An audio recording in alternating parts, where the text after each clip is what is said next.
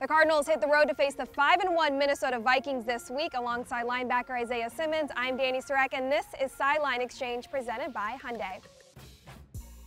Isaiah, in Thursday night's win over the Saints, this defense had 3 interceptions, 2 of which were returned for a touchdown, 1 by you. All but one game, this defense has forced a turnover. What is the #1 factor that has allowed this defense to consistently force turnovers? I just feel like it's just been an emphasis we've had, just do one thing more every week, one thing more. So one of our biggest emphasis has been get more turnovers. So I just feel like everybody has been super locked into their technique, making sure we play everything correctly and then everything in the right leverage just to put ourselves in the best position to get turnovers. Did your pick silence any of the haters on this team who claimed you didn't have those hands? Yeah, they still hating. I had a play today where I misjudged the ball, so the haters are back. But if you have haters, you're doing something right. So I just take it with a grain of salt and just keep going. It's a great outlook to have, Isaiah.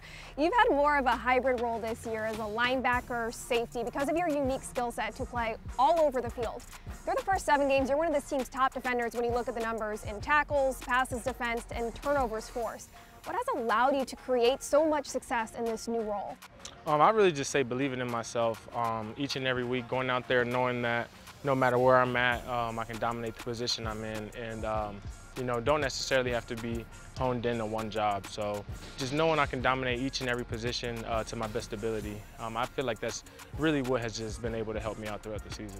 DeAndre Hopkins was mic'd up in Thursday night's game over the Saints, and we heard him hold you and your teammates accountable on a few plays. Hopkins has said that he pushes everybody because he wants to be pushed. Yeah. How does that style of leadership elevate the play of the rest of this team?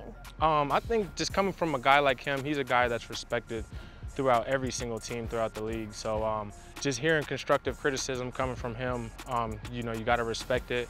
And he knows I'm gonna get on him too if he ain't doing right. But with a guy like him, he does right almost all the time. So I really appreciate the things that he says to me. He definitely got on me in the game. I didn't want to hear it at all, but at the end of the day, I always appreciate the tips he's given me because he's seen the best throughout his years, and I know, as one of my best friends, he just wants me to be the best I could possibly be. And, he's not saying anything to hurt my feelings or to make me, or like to tear me down. I know it's all for the good. So regardless if I want to hear it or not, I went back to him during the game and I was like, my fault. I just, I was in a mood. I just didn't really want to hear it, but I appreciate it. And I took what he said, and, he was right. So, I always appreciate it. That Clemson connection. Absolutely, absolutely, absolutely. This Vikings offense has some playmakers when you look in the backfield. Running back Dalvin Cook, wide receivers Adam Thielen, and Justin Jefferson, who's averaging 109 receiving yards per game. What is the key to having a balanced defense against Minnesota?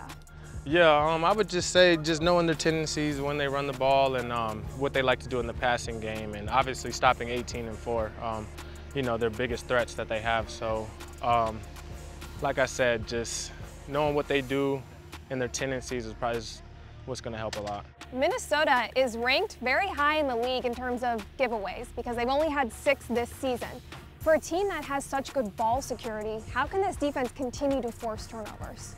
I think just continue to execute what we practice. All of our CPR drills that we do, they all come into play each and every game. So just being able to slow the game down and remember those kind of drills that we have, that we practice each and every week.